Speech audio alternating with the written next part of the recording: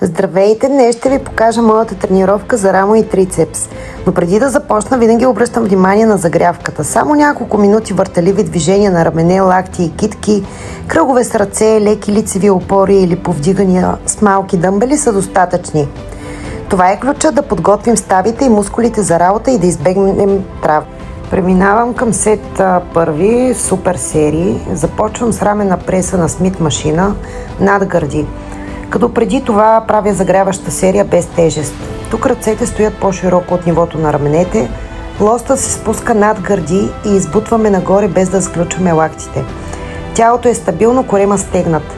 Тежестта трябва да е такава, че последните две повторения да са предизвикателни, но техниката да остане чиста.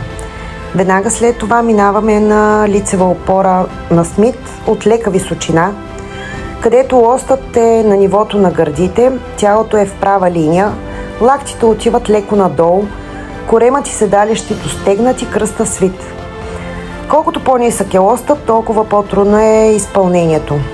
И завършвам тази супер серия с избутване на диск с ротация. Като избутваме напред до нивото на раменете, завъртваме вляво, връщаме над гърди, отново избутваме, завъртаме вдясно. Тази супер серия правим 3 пъти по 12 повторения.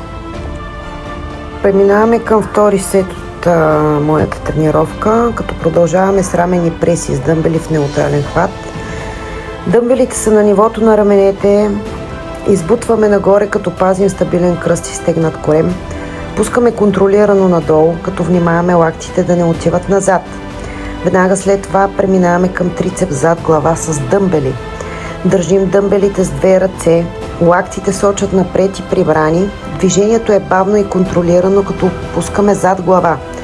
И избутваме рязко нагоре, като внимаваме лактите да не отиват в страни. Така завършваме с смесено упражнение с един дъмбел, повдигане с лакти напред и трицепс зад глава. Това е комбинация от двете, при която едно повдигане и едно разгъване са едно повторение. Трети финален сет от тази тренировка отново е в супер серия. Започвам с хеликоптер с диск. Много е важно техниката да е правилна, като дискът се движи плътно по тялото. Повдигаме леко над гърди, като лактите водят движението, без да чупим китките.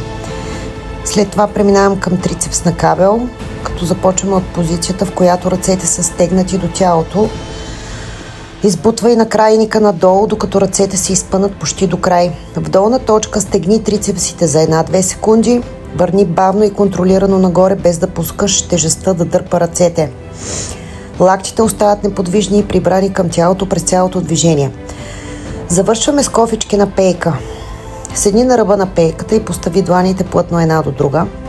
Краката са свити, по-трудна версия е с изпънати крака.